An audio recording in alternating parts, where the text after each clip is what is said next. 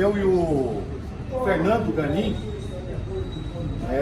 nós começamos a exposição de numismática na sexta-feira, dia 20.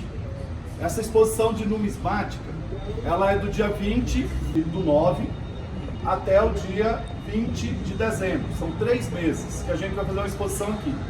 Eu quero agradecer a visita de cada um aqui. E assim, não era aberto ao público, a gente mandou os convitinhos, né, pro pessoal, e foi de última hora. Então a gente foi fazer o café e convidou assim, vocês. Nós não convidamos mais pessoas, convidamos vocês para a gente ver um pouco e ouvir também o Fernando Ganin, que ele é um entusiasta, ele tem um canal no YouTube que chama Vivendo a História, e ele fala semanalmente, ele vai falar melhor, mas semanalmente ele explica assuntos sobre a numismática. Vou passar a palavra para o Fernando Ganin. Como o Jair falou, para a gente é uma satisfação. Eu sou nascido e criado aqui em Anápolis, então quando a gente chega em São Paulo, a gente conversava ainda há pouco, São Paulo respira cultura, né? Todo canto que você olha tem um museu, todo canto que você olha tem uma mostra, tem gente produzindo conteúdo, tem gente fazendo com qualidade, trazendo vários aspectos. A vida tem muitos aspectos, é muito rica. A gente falava ainda há pouco do Museu do Tomate, do Museu do Bambu, uma coisa que eu nunca imaginei que eu ia ver, e a gente vê cultura sendo feita com qualidade, que é importante. E às vezes eu chego em Anápolis, na minha casa, e sinto falta. Eu sinto falta de ver as coisas acontecendo, de ver gente intelectual se reunindo para conversar, para discutir, para debater.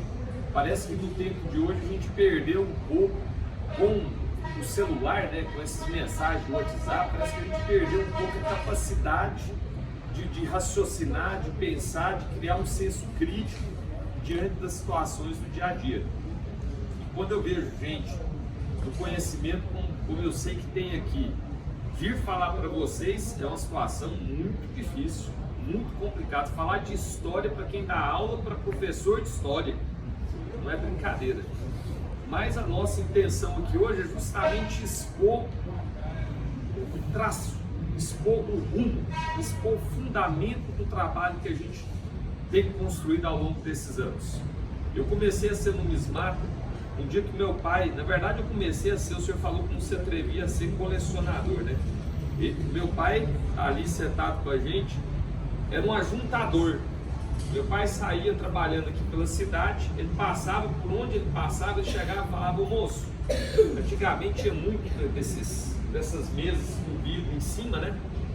Então se guardava ali aquelas notas ali por baixo, ele chegava pedindo essas notas para as pessoas, chegava num bar, chegava num comércio, ia pedindo essas notas para as pessoas e foi guardando ali aquele cruzeiro de 1942, e um dia ele me chamou na mesa lá da cozinha e me apresentou.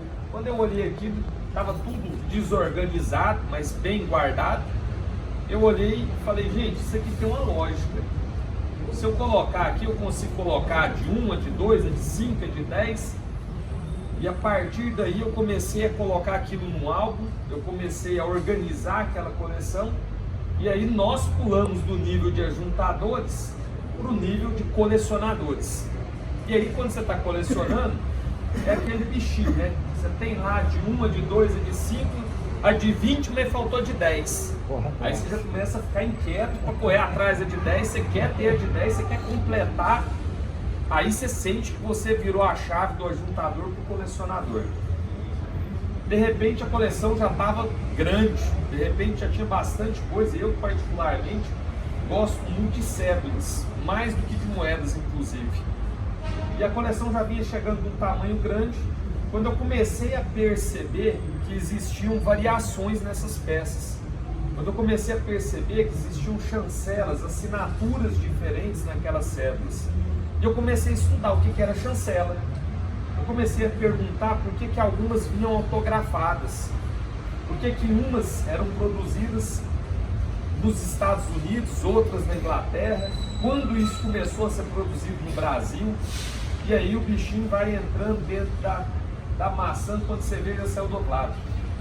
E isso acontece com todo mundo que coleciona.